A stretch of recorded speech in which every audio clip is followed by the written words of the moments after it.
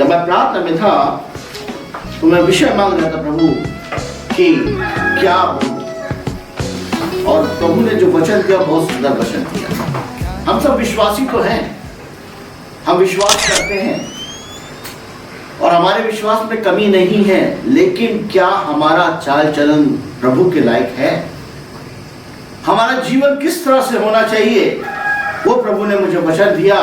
और हम लोग थोड़ी देर को अपने आप को तैयार करेंगे और उसका मनन करेंगे और हम चाहेंगे उसको देखेंगे कि हर एक विश्वासी के जीवन में 6-7 चीजें होनी चाहिए। उसके जीवन में ज्योति होनी चाहिए, उसके जीवन में प्रेम होना चाहिए, उसके जीवन में आत्मा होना चाहिए, उसके जीवन में सत्यता होना चाहिए, भले कामों के लिए अपने आप को हमेशा तैयार रहना चाहिए और बुद्धिमानी के संग चलना चाहिए और सावधानी के संग चलना चाहिए। ये 7 चीजें हमारे जीवन में होना बहुत जरूरी है, क्योंकि हम विश्वासी तो हैं, लेकिन क्या हम इस तरह से चलते हैं? हम उसको देखेंगे वचन में। पहला यूहन्ना उसका 1:7, पहला यूहन्ना 1:7 नेपाली पढ देंगे, उसको मैं हिंदी में पढ दूंगा फिर। यदि हामी पनि ज्योतिमा हिँड्छौँ भने एक अर्कासित हाम्रो संगति हुन्छ र उहाँका पुत्र येशूको रगतले हामीलाई सबै पापबाट छुटकारा पार्छ। आमेन, हालेलुया। यहाँ पर ज्योति शब्द का एक वर्ड आया है। हर एक विश्वासी के अंदर एक ज्योति होना बहुत जरूरी है, क्योंकि उसके अंदर जब ज्योति होती है तभी वो किसी काम को कर सकता है। आपने देखा होगा कि अगर कोई एक दिया जलाया जाता है तो उसमें क्या करा जाता है? तेल डाला जाता है, बत्ती बनाई जाती है, फिर उसके बाद उसमें क्या करा जाता है? आग लगाई जाती है। और वो ज्योति तब तक चलती रहती है जब तक कि उसको क्या मिल रहा है? पावर मिल रहा है या तेल मिल रहा है। उसी तरह से हमारे जीवन में इसका अर्थ है कि परमेश्वर के साथ सत्य पर चलना, उस पर विश्वास करना। सबसे ज्यादा डगमगाने वाली स्थिति होती है विश्वासी की। वो सबके सामने विश्वासी तो है, लेकिन जब परेशानी दिक्कत आ जाती है तो उसका विश्वास डगमगा जाता है। लेकिन उसके जीवन में यीशु का अनुग्रह, यीशु की ज्योति अगर है तो वो अपने जीवन में क्या करता है? सफल होता है। और उसके अनुग्रह के द्वारा वचन और कार्यों में उसका अपने जीवन में उसको साथ लेकर चलना बहुत जरूरी है। प्रभु का वचन, प्रभु की ज्योति आपके जीवन में लेकर चलेंगे तभी आप क्या करेंगे? ज्योति में चल पाएंगे। और उसके पुत्र के द्वारा लहू हमें सब पापों से क्या करता है?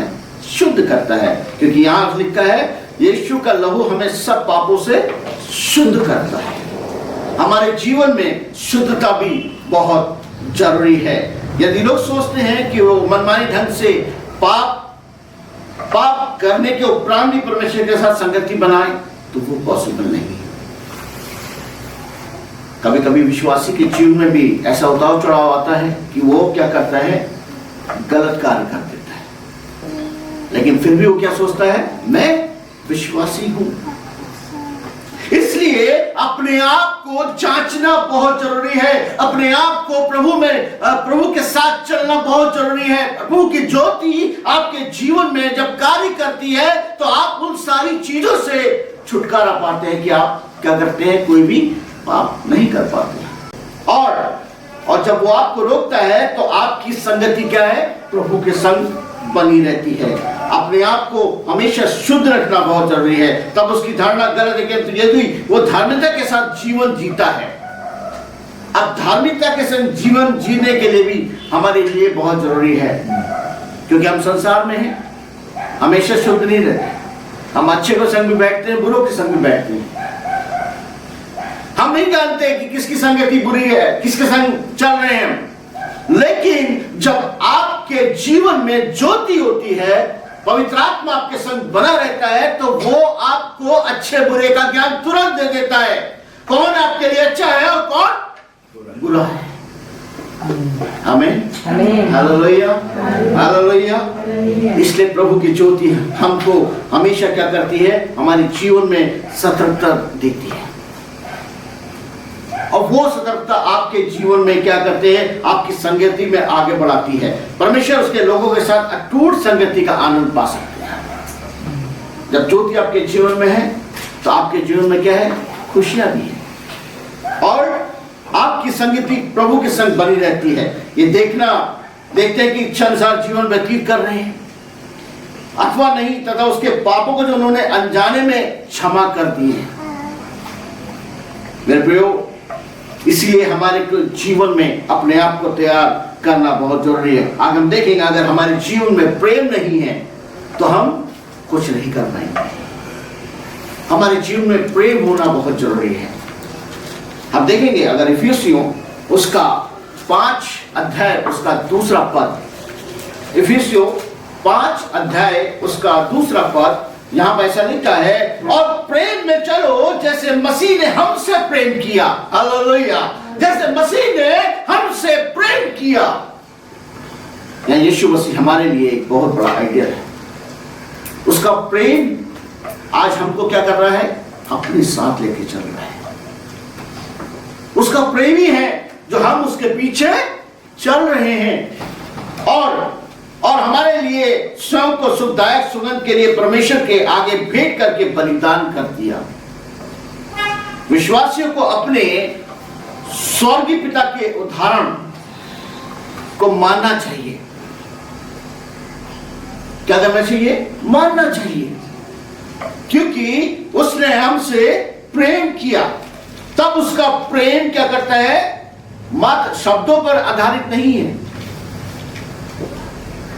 हम कहते तो हैं कि हम प्रेम करते हैं, लेकिन क्या है, हम उस प्रेम को अपने जीवन में दिखा पाते हैं? जैसा यीशु मसीह के अंदर प्रेम था और वो प्रेम में क्या करता था, दूसरों को प्यार करता था। हमारे जीवन में भी हर एक विश्वासी के जीवन में प्रेम होना बहुत जरूरी है। प्रेम होता है तो आपका संबंध अटूट होता है। प्रेम जो है जितनी भी बुराइयां होती है उसको क्या करता है, हटा देता है, क्योंकि आपका एक प्यार का मीठा बोल आपके जीवन में क्या करता है, परिवर्तन कर देता है। सामने वाला कितना भी गुस्से में हो, सामने वाला कितना भी आपसे विरोध में हो, लेकिन आपका प्रेम उसको क्या कर देता है, तोड़ देता है। आमीन, आमीन, आमीन। हालेलुया। ये है यीशु मसीह का प्रेम। ये विश्वासी के अंदर प्रेम होना चाहिए ताकि वो प्रेम अपने जीवन के द्वारा वो दिखा सके, है ना। किंतु आत्म बलिदान से स्वयं दिखाई देगा जिस प्रकार मसीह का प्रेम दिखाई देता है। इस वचन के द्वारा मसीह का प्रेम हमारे जीवन में होना बहुत जरूरी है। तीसरी चीज, हमारे जीवन में आत्मिकता बहुत जरूरी है। हर एक विश्वासी के जीवन में आत्मिकता का बगैर कुछ नहीं है। आप आत्मिकता में जब कमजोर हो जाते हैं तो आपके जीवन में सारी चीजें डिस्टर्ब हो जाती हैं, लेकिन जब आत्मिकता में आप मजबूत होते हैं तो कितना भी दुख, कितनी भी परेशानी, कितनी भी दिक्कत आए, आप हमेशा क्या रहते हैं, मजबूत रहते हैं, क्योंकि आत्मिकता में आप मजबूत हैं। हालेलुया, हालेलुया, है ना। इसको हम देखते हैं गलतियों उसका 5 अध्याय उसका 16 पद में अगर हम देखते हैं तो वहां ऐसा लिखा है, तब मैं ये कहता हूं पवित्र आत्मा में चलो और तुम शरीर की लालसा पूरी नहीं करोगे।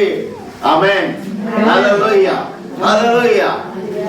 इंसान जो है अपनी लालसाओं को, शारीरिक लालसाओं को पूरा करना चाहता है, लेकिन जब प्रभु के संग वो आप चलते हैं और प्रभु का आत्मा आपके जीवन में कार्य करता है तो आप शरीर के अनुसार नहीं चलते, पवित्र आत्मा के अनुसार चलते हैं। तो पवित्र आत्मा के अनुसार चलने के लिए आपको क्या करना है, अपने जीवन को प्रभु के हाथ में देना है। जब विश्वासी के जीवन में पवित्र आत्मा कार्य करता है तो वो शारीरिक ना होके आत्मिक हो जाता है। आत्मिकता में चलना यह है कि संसार का विरोध उसके हो जाता है। संसारी चीजों से अच्छी नहीं लगती, लेकिन आप कहेंगे कि संसार में है तो क्यों नहीं, संसार में है तो संसार वाले कार्य होते हैं, लेकिन जो ऐसी चीजें हैं जो आपके जीवन में क्या करती हैं, आपके जीवन को बदलना चाहती है, आपके जीवन को संसारिक तौर में लेना चाहती है, यहां पर पवित्र आत्मा क्या करता है, उनको वहां पर रोक देता है। अब संसार में रहे तो कार्य तो करना ही है, क्योंकि खाना खर्चा भी चाहिए, बच्चे भी है, परिवार में उन सबको पालना चाहिए, लेकिन हमको क्या करना है, पवित्र आत्मा के अनुसार चलना है। जब पवित्र आत्मा के अनुसार चलते हैं, हमारा जीवन प्रभु क्या करता है कि हमको अपने अनुसार चलाता है। चौथी चीज हमारे जीवन में होनी चाहिए सत्यता। सत्यता में लिखा है तीसरा यूहन्ना उसका 4 पद, उसमें ऐसा लिखा है, मुझे इससे बढ़कर और कोई आनंद नहीं कि मैं सुनूं कि मेरे बच्चे सत्य पर चल रहे हैं। Hallelujah, hallelujah. आपने देखा होगा कि परिवार में जब बच्चे होते हैं और बच्चे किसी चीज को अचीवमेंट करते हैं या उनके जीवन में प्रोग्रेस होती है, और कोई दूसरा पर्सन जब आपको कहता है कि आपका छोरा या आपकी छोरी बहुत अच्छी तरह से चल रहे हैं, उनके जीवन में आत्मिकता है, उनके जीवन में प्रभु का कार्य हो रहा है, वो पढ़ाई में बहुत अच्छे हैं और वो प्रभु में आगे बढ़ रहे हैं, तो आप अंदर से कितना खुश होते हैं, क्योंकि आपके बच्चे की बड़ाई हो रही है। लेकिन ये बड़ाई क्यों हो रही है? क्योंकि आपका जीवन आत्मिक है, आप विश्वासी हैं, आपने जो बच्चों को क्या किया है, जो सिखाया है, पढ़ाया है, बताया है, वचन के द्वारा उनको बोला गया है, वो उनके जीवन में झलकता है। और जब वो उनके जीवन में झलकता है तो प्रभु का प्रेम ही सारी चीजों को क्या करता है, बड़ाई के लायक करता है। हर एक माँ बाप अपने बच्चों की बुराई कभी भी नहीं सुनना चाहता। हर एक माँ बाप चाहता है कि मेरे बच्चों की बड़ाई, वो कितना भी बुरा है लेकिन उनके लिए वो प्रिय है, उनके लिए वो अच्छा है। इसीलिए यहां लिखा है कि मुझे इससे बढ़कर और कोई आनंद नहीं कि मैं सुनूं कि मेरे बच्चे सत्य पर चल रहे हैं। इसलिए हमारे जीवन में सत्यता भी बहुत जरूरी है। 5वीं चीज है भले कामों में। अब बहुत से लोग कहते हैं कि हम भले कार्य करते रहते हैं। अब आप गए हैं, सड़क पे जा रहा है कोई भिखारी, अब कोई खाना नहीं है खा रहा है, उसको आपने क्या करा, खाना खिला दिया, वो भी भला काम। किसी के पास कपड़े नहीं है, वो आपने उसको हेल्प करी, वो भी भला काम है। इसमें लिखा है इफिसियों 2:10 में, उसमें लिखा हुआ है, क्योंकि हम उसके बनाए हुए और मसीह यीशु के भले कामों के लिए सिरजे गए हैं। Hallelujah, hallelujah. हर एक विश्वासी क्या करा गया है, भले कामों के लिए सृजा किया गया है। आपको अपने आप को जांचना है कि हम कितने भले काम कर रहे हैं।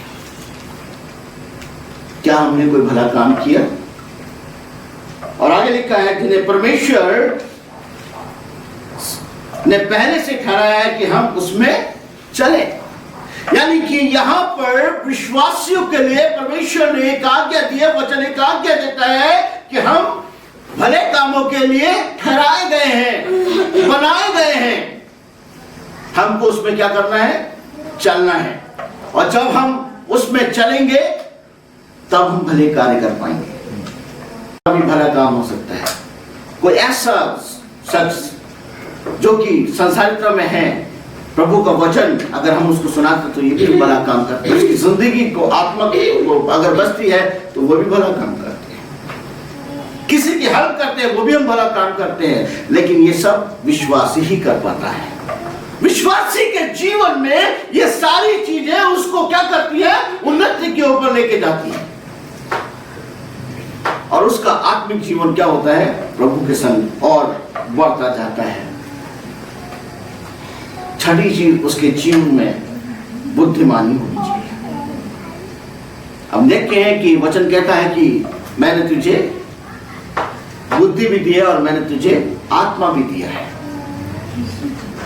बुद्धि हमें दी है चीजों को देखने के लिए, आत्मा दिया हमें आत्मिकता में।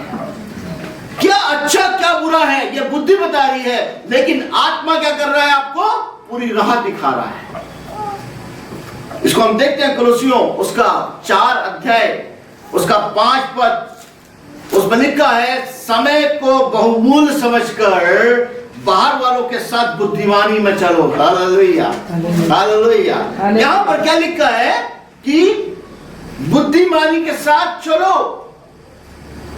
अब संसार में तो हम चलते हैं जैसे मैंने आपको पहले बताया, लेकिन क्या है वो कैसा है, किस तरह से है, ये आपको नहीं पता। जब आपका आत्मिक जीवन होगा, पवित्र आत्मा खुद ब खुद बता देगा कि क्या सही है और क्या गलत है। और समय को बहुमूल्य जानना चाहिए, क्योंकि समय ही सारी परिस्थितियों को बदलता है, अच्छा भी करता है, बुरा भी करता है, खुशी भी देता है, दुख भी देता है। इसीलिए समय को हमको बहुमूल्य जानना है। और अभी तक जो भी हमारे जीवन में हुआ है उसको भूलकर हमें 2026 में अचीवमेंट करना है। Hallelujah, hallelujah. 2026 हर एक जन के लिए प्रभु बहुत आशीषित करने जा रहा है। जिनको आशीष नहीं मिली है उनको आशीष कर रहा है, क्योंकि समय बहुमूल्य है और बुद्धिमानी से चलना है। लास्ट में हम देखेंगे उसको क्या करना है, सावधानी से चलना है। हर पल हर घड़ी जब हम विश्वास में मजबूत होते हैं तो हमारे जीवन में बहुत सी ऐसी घटनाएं होती हैं कि हम नहीं समझ पाते हैं, लेकिन अगर हम सावधानी के संग चलते हैं तो प्रभु हमारे साथ होता है। उसको हम देखेंगे इफिसियों उसका 5 अध्याय उसका 15 पद, उसमें लिखा है, तब ध्यान से देखो तुम कैसी चाल चलते हो। ध्यान से देखो तुम कैसी चाल चलते हो, मूर्ख के समान नहीं बुद्धिमानों के समान चलो। आमीन, हालेलुया। आपको क्या करना है? बुद्धिमान की तरह चलना है। यस। बुद्धि का दाता कौन है? परमेश्वर। वही आपको बुद्धि देता है, वही आपको ज्ञान देता है, वही आपको समझ देता है, अच्छे बुरे का ज्ञान वही देता है। इसलिए आपको बहुत सावधानी पूर्वक चलना है, क्योंकि शैतान बहकावे वाला है। वो आपको बहकावे में डाल के क्या करता है, उस टारगेट से हटा देता है। इसलिए सावधानी से करना है। हर एक विश्वासी को हमेशा चौकन्ना रहना बहुत जरूरी है, सावधान रहना है, सदा अपने आप को प्रभु के संगति में रखना है, प्रार्थना करना है, वचन को हमेशा आपको पढ़ते रहना है। यह वचन ही आपको क्या करता है, सही मार्ग दिखाता है। इसलिए विश्वासी के जीवन में ये 7 चीजें बहुत जरूरी हैं, क्योंकि उसके जीवन में अगर ये सारी चीजें हैं तो प्रभु उनको बहुत आशीषित करता है। पहला ज्योति, दूसरा प्रेम, तीसरा आत्मा में, चौथा सत्य में, पांचवा भले कामों में, और छठा बुद्धिमानी से, और सातवां क्या है, सावधानी से। ये सारी चीजें आपके जीवन को क्या करती हैं, आपके जीवन को विश्वास में और मजबूत करती है। प्रभु उस वचन के द्वारा आप सबको बहुत अच्छे आशीष दे। आइए प्रार्थना करेंगे। Hallelujah, thank you Jesus, thank you Jesus. अपने आप को तैयार कीजिएगा, पवित्र आत्मा हमारे बीच में है। और प्रभु हर एक जन को प्रभु इस वचन के द्वारा बहुत अच्छी आशीष दे रहा है। Thank you Jesus, hallelujah. पिता, पुत्र, पवित्र आत्मा, सर्वशक्तिमान जीवते परमेश्वर, समय को आपके हाथ में देते हैं प्रभु। हाँ प्रभु, आपने इस वचन के द्वारा हमको सिखाया, ये आपकी दया और आपका अनुग्रह है पिता परमेश्वर। हम सबों ने जब इतनों ने सुना, इस पे हम उसको अपने जीवन में फॉलो करने वाले बन सके पिता परमेश्वर। आप सामर्थ, समझ, बुद्धि दीजिएगा, सत्य का आत्मा दीजिएगा, ज्योति दीजिएगा, भले कामों के लिए तैयार कीजिएगा, ताकि पिता परमेश्वर तेरे सुसमाचार को और भी आगे बढ़ा सके प्रभु जी। हम हर एक बात के लिए आपका धन्यवाद, आपका शुक्र करते हैं। इस वचन के द्वारा सबको आशीष मिले पिता परमेश्वर। विशेष रूप हम प्रार्थना करते हैं, बहन मंजू के लिए प्रार्थना करते हैं प्रभु। जो भी डॉक्टर उसको डायग्नोज करता है पिता परमेश्वर, उसको सही समझ देना, ताकि हर एक बीमारी को पकड़ने वाला बन सके प्रभु। हाँ पिता परमेश्वर, तेरे लिए कोई काम असंभव नहीं है, और तो चिन्ह और चमत्कारों के संग कार्य करने वाला परमेश्वर। हमारी बात के लिए आपका धन्यवाद देते हैं। आदर महिमा आपको देते हुए श्री क्रिस्ट के नाम से मांगते हैं।